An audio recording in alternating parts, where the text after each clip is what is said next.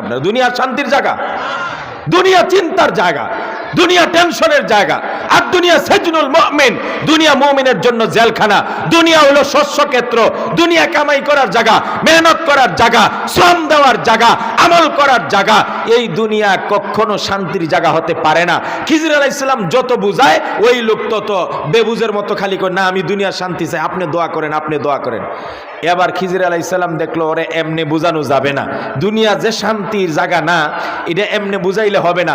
তারে বলল ঠিক আছে, তুমি কার মতো শান্তি চাও একটা লোকের মডেল দেখাও আমার। কথা বুঝেন না আপনারা, যে অমুকের মতো শান্তি চাই একটা লোক দেখাও। এখন হে চিন্তা করছে কার না কার কথা কমু, আসলে যদি সে শান্তি না থাকে তাহলে তো নিজের বিপদ নিজে ডেকে আনবে।